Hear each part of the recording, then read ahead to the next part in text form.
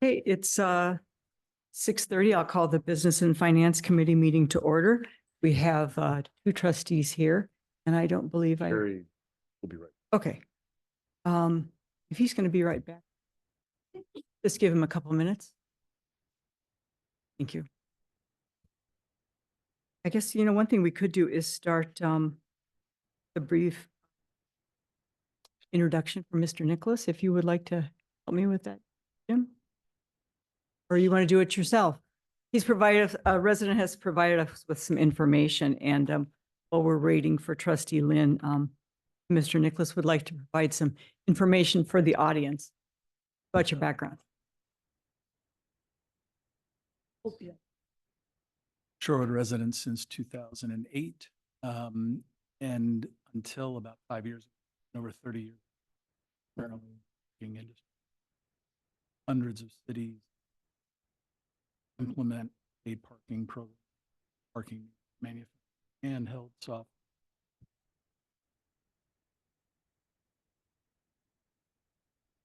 Contract back. I'm closing a little louder. Okay. I don't know if we have anybody else who's in person, but thank you. Sure. So when Jim approached me about the thought process you guys were embarking on, I offered to share my professional experience. As I said, it's dated a little bit, but I still have lots of friends and connections. And so I reached out to them to kind of understand where things stood with paid parking. So. Thank you. I recall hearing the name Duncan a lot during the parking study. So I appreciate you taking the time. And so I guess if it's okay with the committee, I would just have Mr. Nicholas go through some highlights, hit the high spots for us. Clearly the standard meter from past physical meter, you said is really not an economic model for us, but if you want to just go over a few highlights about that. Sure. I would say the two messages that I would take away, or that I was trying to convey, whether you choose to take it or not. One is that physical meter infrastructure for a town like Shorewood doesn't make sense to me as a professional.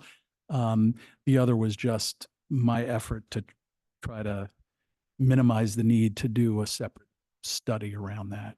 As a taxpayer, I'd rather have my expertise for what that's worth be applied there. So going a level, deeper, when you think about, it used to be paid parking meant metered parking. And for a long time, that was single space meters. And then over time, there were multi-space meters. And then as like in Whitefish Bay, there's dual space meters. I manufactured thousands and thousands, if not millions, of all of those different kind of meters. And then, 15, 20 years ago, this idea of digital payments kind of became a complement to that. So when you look at the infrastructure needed for a town to go from nowhere to metered parking, right, you're talking about a very large capital investment that really locks you in with a fixed cost. And it varies. Dual space is the most cost effective. Single and multi are pretty comparable because in the case of single space here, you'd have to put all new poles and all the housings and things that are quite expensive. So I kind of looked at the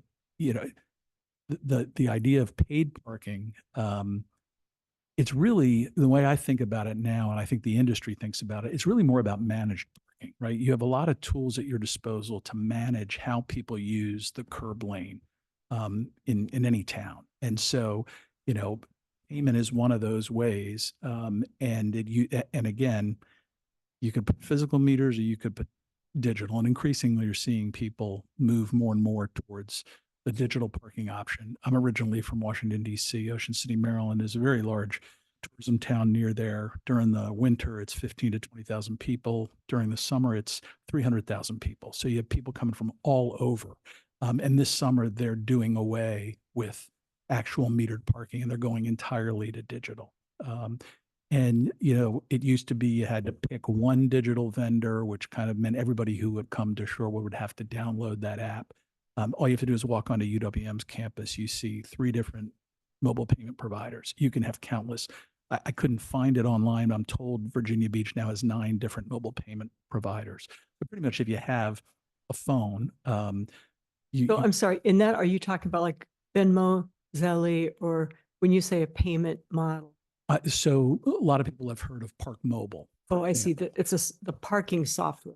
Yeah, if you go to an a digital-based payment, there's now models where on the back end you can have any sort of customer-facing app. So regardless of which one you have on your So phone, our sign could say, pay here for zone 7, and you could use whatever app, like using an iPass to drive in Illinois or all the way to Washington.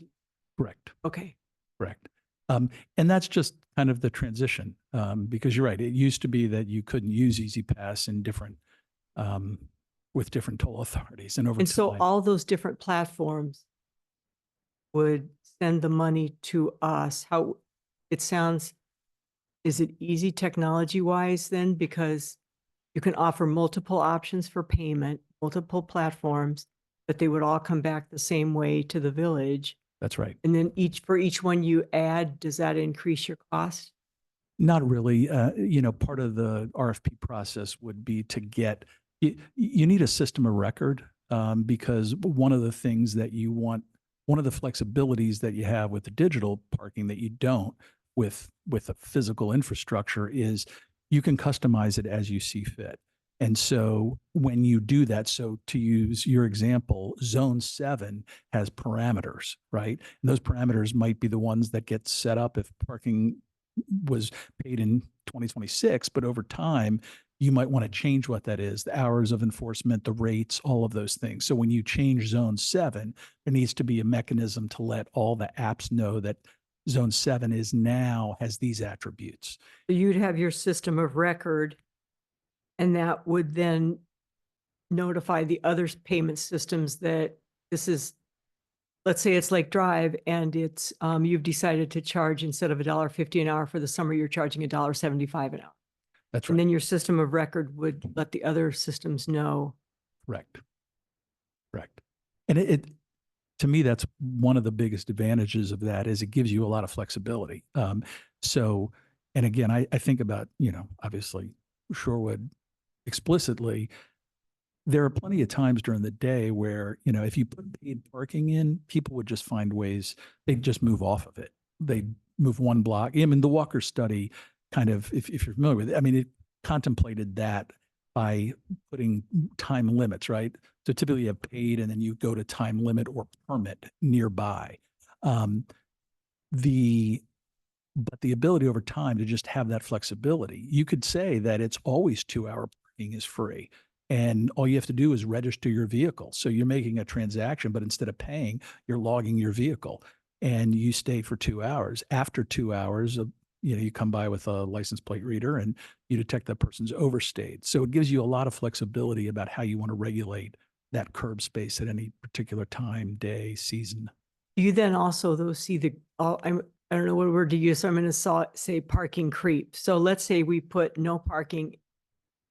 We put the digital parking on the east side of Lake Drive after we rebuild it, and it's just in front of the park. So of course, to me, everyone's going to do parking creep, and they're going to go in front of the homes next to that metered area, right? For sure. And so that's just the way that's going to happen no matter where you do like a physical meter or a digital.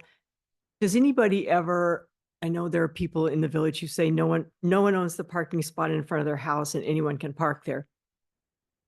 Would it be possible if we wanted to you load into the system the resident's vehicle plate, although they would usually be in their driveway? No, but you're right. And I think I may have shared this with Jim at one point when I was talking, or maybe you, Rebecca. There's no question. So I spent 30 plus years. I've been in dozens of committee meetings, board meetings, right, for contracts. Every person knows how the space in front of their house and their business should be regulated. And they're happy to tell you that, right? I will tell you that on the Sunday nights when I've had my car out on the street and I forget to move it in, and it doesn't happen with too much frequency, but when I get that ticket, it irritates me because I have no problem with registering. I get 20 free, but sometimes you just forget and you go to bed. So the idea that every resident, if you wanted to say you get 20 free, register your car, it'll be automatic. So, and you can limit that to within a particular zone. So is that the way you're in the southeast parking congestion area? Is that what, excuse me, you have the 20? You're in the congested parking area? Yeah, I'm on Shoreward Boulevard. That's the whole village. Yeah. Everybody? Yeah. I got that ticket last night. Yeah. Okay. Right. And I so, didn't even know the car was on the street. I just thought it was in the garage. well, right. It's not a compliance issue, right? I mean, to the No. extent that you want to drive certain behaviors, if technology can make it easy for residents to comply, where it counts the first 20 and you don't have to worry about the ticket. Right. After that, then you're going to get a ticket. You get a notice because the system has your email, would have your email and say, oh, trustee, you parked 19 times. Right. You should, be mindful. And so we could keep that ordinance about that congested parking area, which seems to be working. yeah. And No. this would just dovetail with that. That's right. And I'm not suggesting you'd have to do this, but the beauty of Shorewood is being so dense, right? And what is it, 1.3 mile? There are a couple hundred blocks in total. If the creep, which you're absolutely right, the people will creep, especially employees, right? Because employees, particularly if they're at the lower end of the, closer to not minimum wage, but lower end, they will walk a long time. All I have to do is drive down Lincoln in the morning and I see how far Right. UWM students will walk, right? From the bottom of Lincoln Drive in all weather to walk up onto campus to avoid paying. So people will move. There's nothing to say you couldn't put a sign with a zone on every block face in the village if you wanted to. And for most of those, most of the times it would be maybe just time limited parking. Maybe You just can what? time limited. Oh, So you 2 can- hours. Yeah, you could say it's 2 hours, but so it'd be fine. You could say residents can register their plates, can park there unlimited. Other folks can park for 2 hours, or if if you're an employee, you park more than 2 hours, then you're going to be ticketed. If you want to drive that behavior. So it just gives you the flexibility to adapt, even as I know you asked a question regarding a parking lot being redeveloped for affordable housing, right? Well, that's going to change parking in that immediate area. And so if it's simply as simple as making a policy decision, within a day, it can be reflected in the rates or the managed parking. Okay. Thank you. Anything from Jim?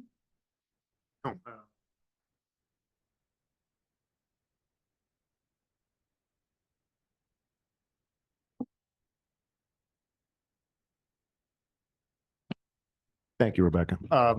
I have no further questions. We've talked on this previously, and I thought your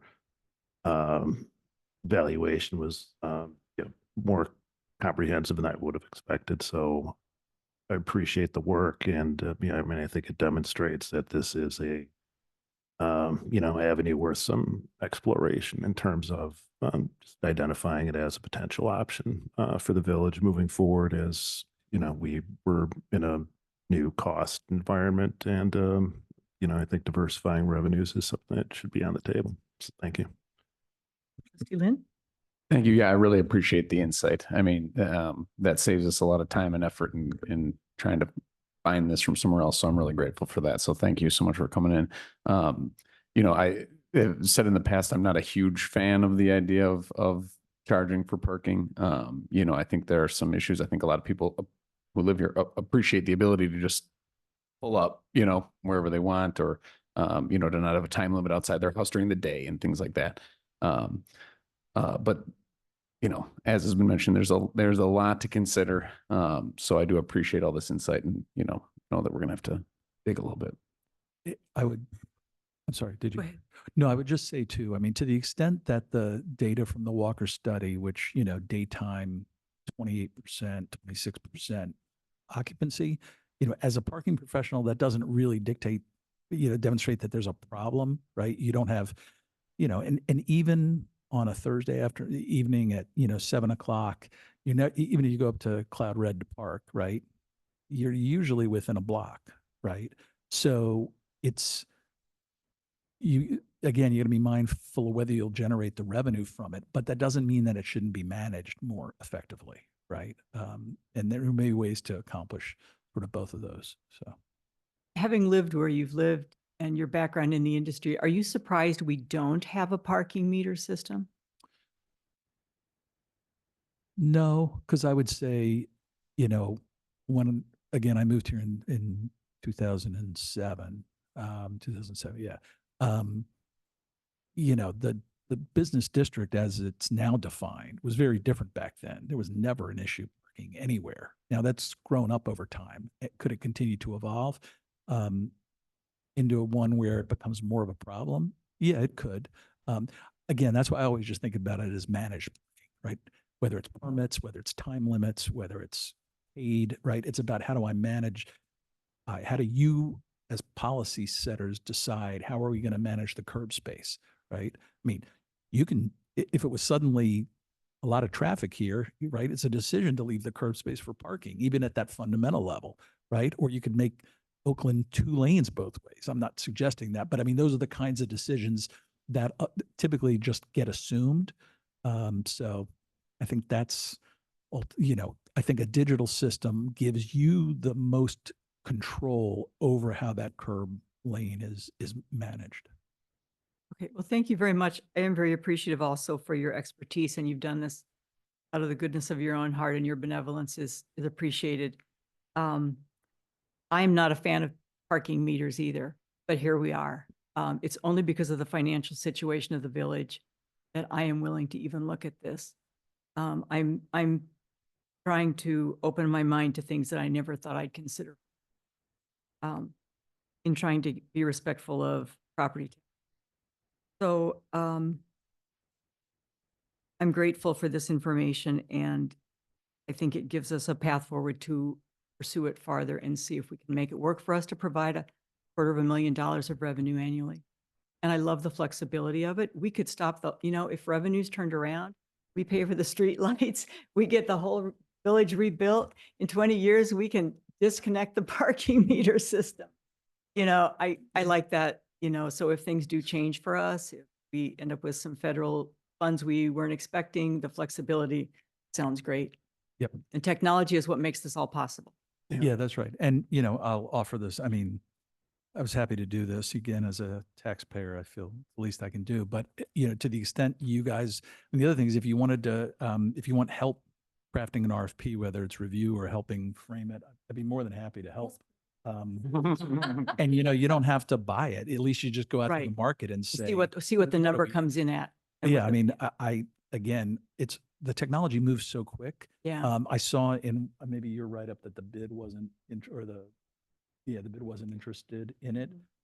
There are now companies that are starting to look at almost like loyalty programs where, it's one thing to say, I don't want paid parking, but if I pull up in front of Fiddleheads and I park at 2:00 and I log it in because I have to log it in if I don't want to get ticket to get my 1 or 2 free hours.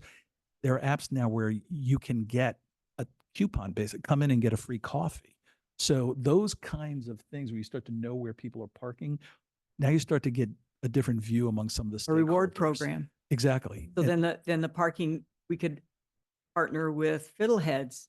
They want, Yeah, Passing. and maybe some of the income that you're looking for comes from businesses that want to know who's parking near me at what time because it's worth, figuring out ways to bring them in. So it takes some of the bitter taste away from just, paid parking. okay, thank you. Yeah. Go ahead. I'm sorry, I do actually have a question. Just on, downside risk. So, I mean, let's say, the village does pursue something, implement something, and turns out to be a bust, right? I mean, it can always happen, right? So, I mean, in your experience, how, common is that? Is that something that you've seen play out? And in this, so, I mean, obviously going to a digital system has less inherent risk than going Right. to physical infrastructure, but, still trying to consider what the potential risk would be in taking up in considering this. Yeah, I mean, the beauty of, you're absolutely right. If you go to a digital system, there's not a lot of risk of you sunk a cost, right? You haven't spent $1 million in equipment that you're not going to get back. Um, I mean, there's going to be a lot of backlash. I mean, I joked that Jim's 2025 resolution was probably he wanted to be recalled from the board because it's not popular. And, I was very involved in all the Chicago privatization that cost Mayor for Life Daley his job, right? I mean, who would have thought that Richard Daley would be not able to run for reelection in Chicago after whatever 18 years because of a parking program? I mean, parking is volatile. So I think doing it giving yourself a way to do it in a very measured, incremental way, getting buy-in from as many folks as you can is just always a good idea. And I think it's aligned with, that's why I think an RFP that solicits, okay, what are some of the more creative things folks are doing around the country now, gives you, on and off ramps that can tamp down that. Because obviously we all want to keep our taxes as low as we can. So it's letting people know these are some of the trade-offs. Thank you. We have almost out of time. Is anyone prepared to make a?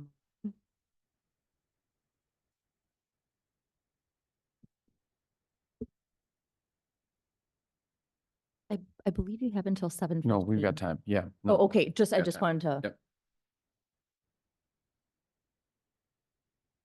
Would you mind if I asked 2 questions? Just that, do you mind? Yeah, go ahead. One was first of all, thank you. Just thank you. I appreciate the level of detail that you provided, and it really helped our group and me. One question I had regarding the digital system: how many vendors are there that do full virtual systems? And then the second part of that, I mean, and I know you may not know the complete number, but how many, like just a ballpark? And then number 2, when a vehicle is ticketed, can that just be mailed to them? Or does it actually have to be, because a part of it, there's a cost for the system, but there's a whole nother cost for enforcement. Yeah, And so I just absolutely. wanted to, Yeah. So my understanding, which you'd know, right? When you look at anything, right, it's this rush towards sort of 2 or 3 providers. So there were lots of mobile payment providers trying to get started, but the biggest 2 were Park Mobile, which has gotten even bigger. I think they claim they have 58 million US residents in there. Passport is also quite large. They were Chicago for a long time, but I think they lost that. And then there was Pay by Phone, which is still listed at UWM, but I don't even know that they're quite there. So you're talking about a relatively small number. Although my understanding is there's some move towards micro payments on like Apple Pay and Google Pay, which would really open. At the moment, they're very high, fixed costs, so they don't work well for small payments. So to answer that question, you'll have a couple, folks that are able. And then, yes, I also understand, but I haven't confirmed this, that Milwaukee is either looking at or has now started tickets by mail. they have. Yeah. It's Okay. my apologies. It's been in effect for a couple of years now. Yeah. So I would absolutely say that would be the way. So you park incorrectly, you get it in the mail. You get the ticket in the mail. That's Like right. Chicago for running a red something. Correct. And that's the other interesting thing about a digital solution is you could go even further where, let's say you went out to dinner, you overparked, or you forgot to register your vehicle or pay, you got a ticket. If your credit card is on file with the system and you consent to it, it could just bill you for the time, whether it's the ticket or the time, which avoids you from even having to mail it, right? So you could, if I got a ticket and the village knows what my license plates are, there are cities that are looking at even at a discounted fee, register your plate with a credit card, we'll just bill that. You'd get an Well- email and you could see the credit on your charge card. Right.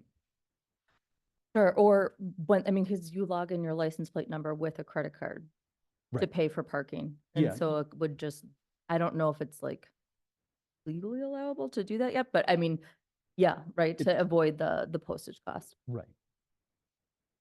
Okay. So yes, Those are my because you're right, you want to avoid, you don't want to have to get out and manually put the tickets because it reduces the productivity. You don't want a mailing cost if you can avoid them.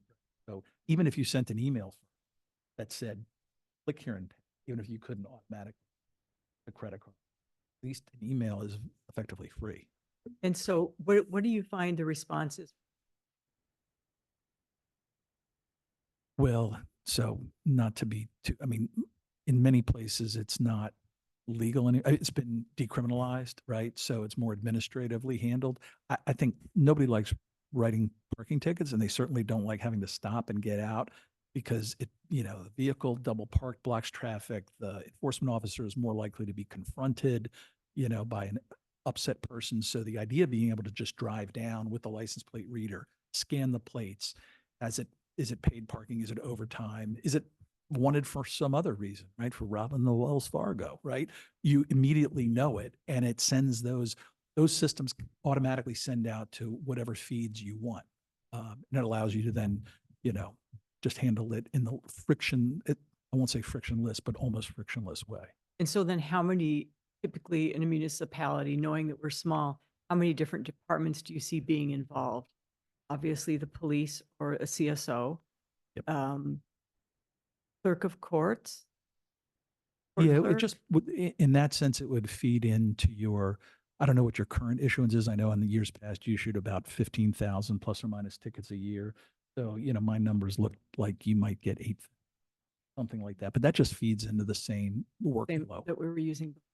Yeah. So Yeah. like our planning department wouldn't have to be involved, or, I mean, only, it would be placement of those zone signs. That's going to be the, Yeah, it's the where it gets determination and, like really tedious, like right, right. figuring out, is it 9 a.m. to 7 p.m. days, and curious which holidays you consider holidays. We have that right now. Right. Rebecca, question for you. As far as emotion goes, I guess what's your comfort level? I mean, what do you think you need? I mean, do you think that would you want to have more data through a study, or do you think you have enough now that we could make a motion for an RFP?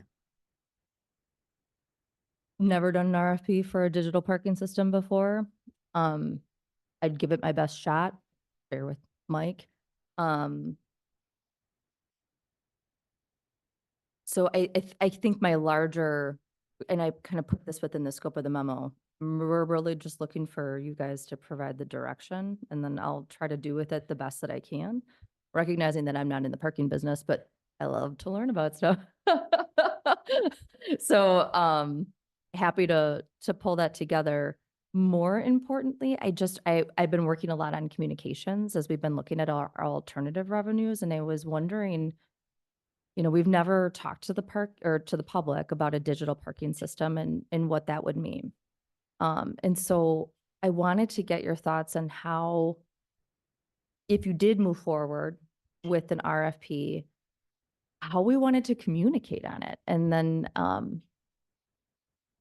if there was input from the public you wanted me to ask for now. It was really thought-wise. It's just this specific type is just a new topic for us. And so before we got too far ahead, I wanted to pose those questions so that if there was a thought process coming from the group, like, what would that be? How do we want to communicate, you know, with the bid? Just with some of the stakeholders.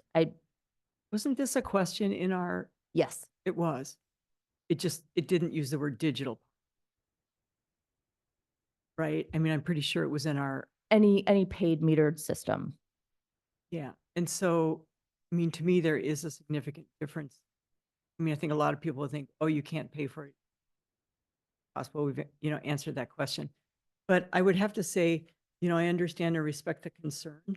But we already we're in the way past the beginning stages of a streetlight fee. We're way past, the wheel tax is a done deal.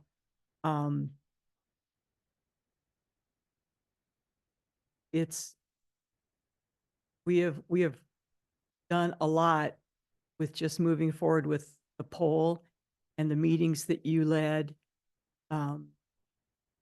If there's a way to make this increase the education component, I guess I'm willing to look at it, but I don't see that as any reason to stop moving forward with an RFP to see what we would be looking at, given how we've done the other things. I mean, I understand this is going to be something that will maybe affect more people that are just literally driving through the village and stopping. Mhm. But we've done these other things with the amount of input that we all approved last year before the budget was approved. So I'm comfortable moving on. I also don't see us doing this, installing this, if we would go forward it until like January of 20. Just, Oh, I wasn't using them as like, we can still move forward with the RFP. I would just wanted to get your input now in terms of, as we start that development and let an RFP, what type of communication did you envision us having with the public? It wouldn't slow anything down, but I guess I'm touching base early, right? Because we talk a lot about communications as I was looking at just, what that looked like, I was like, gosh, I should ask them, right? This is, we haven't explored it yet. We can still move forward with RFP development, but I don't want to miss an opportunity that perhaps one of you were thinking of, right? Just because I didn't ask the question. I'm in new territory, right? at So this I'd like point, to. I would hand it off to business and community relations. We'll ask them how they want us to communicate it. That's not fair. I'm happy to do that if there's a motion. But and I maybe you appreciate don't the know- concern because I think this is going to be, let's go to we're in a media desert, right? So for the manager's memo, you could call, contact the local paper. We've got a Facebook. Mhm. Um, I just didn't know, like, do you guys want us to think about a poll? And you don't have to come up with it tonight, but I just want to let you know that I'm really, I want to be a thought partner with you because you're the best ears and eyes that we have out, right? So when we look at communication plans, you're reviewing them many times, and I can, brainstorm a couple of things, but I would want your input on that to make sure that I want to be on the same page. I guess just to me, it seems like until the RFP comes back and we're in on it, I guess I wouldn't start with a communication other than you'd better know what's on the village. You put the agenda out on Thursdays and then you wrap it up the next Friday. Okay. Because what if we decide we see something? Then, Yeah. I don't see any reason to. Yeah, do I think above that, and I think beyond. that makes. Yeah, I do think though, I mean, once we have more information, I mean, this is something that will affect people. And, as you mentioned to your point, it would become another thing we're charging people for. I would have a hard time not opening up for a public forum or something like that. Once we have all the information we need, I know we've done that quite a bit in the past, but we haven't really done one in a while, Mhm. for some of our bigger things. Where, trustees could, sit downstairs in the library and discuss what we know and what we're thinking about and hear from the public if they have legitimate concerns or ideas or suggestions and can kind of get that public input. Yeah, I- are there any, Yeah, go ahead. I just don't see, I mean, I don't see how we could move forward. I mean, I think we could do an RFP if we really have some good parameters for what we're asking for, but I think we'll have to discuss that a little bit first. But after that, though, I'd want to see what do people think about this. yeah, I mean, are there any public engagements on the calendar looking ahead for the I year? wanted to talk with you first. I have kind of an outline running. And so I was like, well, based upon timing of things, I could just, from a concept perspective, see how that lays out. And then maybe we could just discuss a couple of options and only finalize them once proposals come in and we see what we see, right? It may steer our opinion one way or another. I just wanted to let you know that I wanted to partner on that so that we go about it in a thoughtful way. No, yeah, I mean, totally agree in terms of needing to get the word out one way or another. Okay. Just to build, I mean, it I would mean, be I- a big step. And I didn't realize that Mayor Daley was put out of office because that is not my intention here. I really value the group that we work with. I ran for trustee and lost parking in front of my own house. How's that for results? I guess I would also look to our finance team, because if our finances don't seem so dire now that we've done the streetlight fee and the wheel tax, if I cannot do this, I'd really rather not do this. So I will rely on them also as we get into the long range plan and the budget. If I cannot do that, that would be my preference. But if I'm looking, I need to know what the property tax levy increase is going to look like for 2026 before I can decide.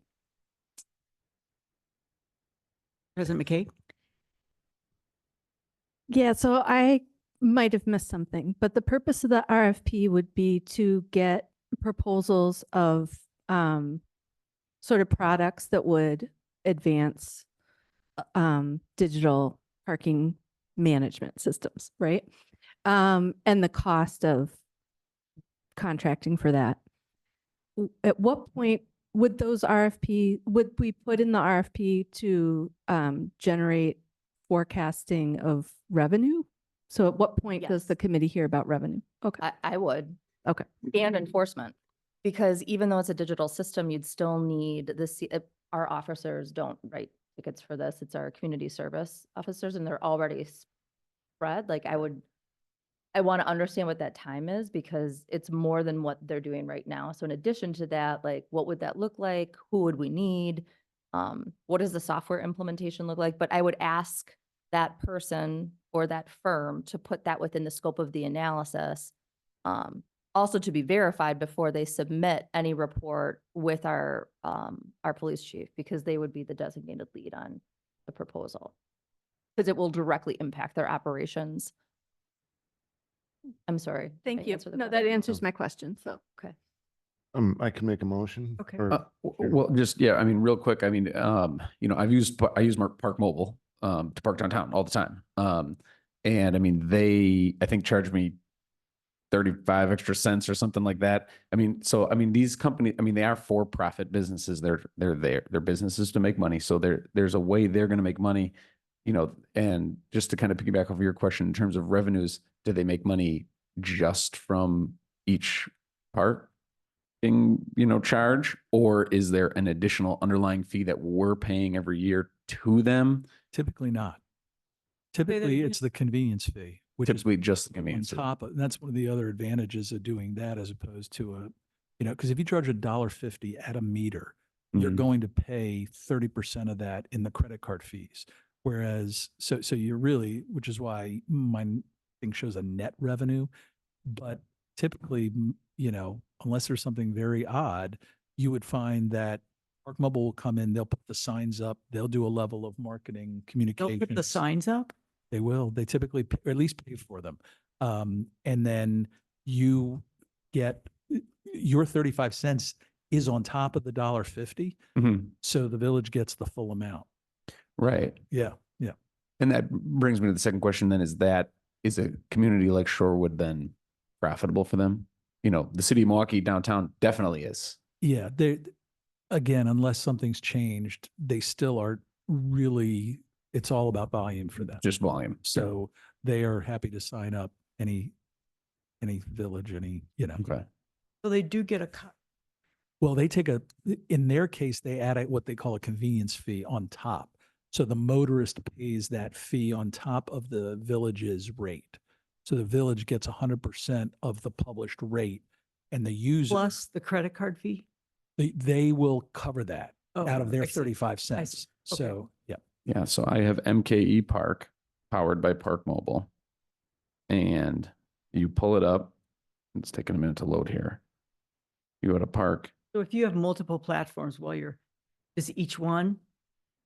Yeah, and one of the advantages of Take doing their- multiple platforms, they can choose what again, the RFP would say. I mean, you can be just prescriptive about what you want them to charge, or you can just say anybody can charge whatever they want. So if somebody else wants to come in and charge 30 cents, if Passport I'm wants to charge here. 30 cents and Park Mo wants to charge Right. 35, If I'm in from the village's 7, standpoint, you it don't really says, care. which spot are you in? I'm What's in the about delinquency rate? 327. And Because then, that's kind of where we spent where a lot of the and then enforcement it'll time tell comes me, in from an it'll be- administrative end. You're saying- 35 cents or 40 cents or whatever. People it who are is. delinquent in payment. Something's not going on. Well, in here. this case, there's no delinquents on the meter payment because to register with Park Mobile, you have to put your credit card. So that. Like an payment- iPass. Yeah, right. It's an Okay. account that's being debited. Okay. You're an account holder. They know your license plate. They got. Right. You maybe even have a barcode in your windshield. I mean, it's very convenient. It's worth 35 cents most of the time. I mean, because you can plug how long you're going to be there and you just, Right. you know, you're not going to get a ticket. Right. And you get So- the alert, you know, to, Yeah. you want to top up if you allow that. And that's the other thing it allows you to do. You can do like graduated pricing, like Pittsburgh's done that, where you say it's for an hour, it's $1.50. But if you want to stay, I'm giving an example. If it's only 28%, you want to let employees park there. Well, maybe the second to the fourth hour is $2 an hour, and the fifth to the eighth hour or the 10th hour is $4 an hour. Somebody wants to park there and pay that, you know, that's there all fine. day. Very, you can be very dynamic. Exactly. So, I mean, that kind of is furthering my thought on this RFP. There's so many different things I think we would need to ask for, not just the cost, but some of these options. Can Park Mobile do all of that? Would that fit here? Would that be profitable for us? Yeah, I just think, I mean, I think we would have to kind of in our RFP ask, you know, maybe for some different options. If we go this route, a traditional, just like the same as what Milwaukee has, what does that produce for us versus if we have maybe a system that gives more freedom to residents? Is that more complicated? Does that change the dynamic, the revenue that we make? I'd want to see kind of some competing visions. Just so I'm looking at this through the correct, the purpose of this and the goal is revenue, correct? And not, I mean, the Well, net, As he said, manage the curbside. the net, right? After all the costs, everything comes out. So if the goal is that net revenue, then that should drive really the proposal. And so then we'd be asking whoever to propose to say, this is what we're looking to do to see whether it's worth it to us or not. How do we maximize it in these areas?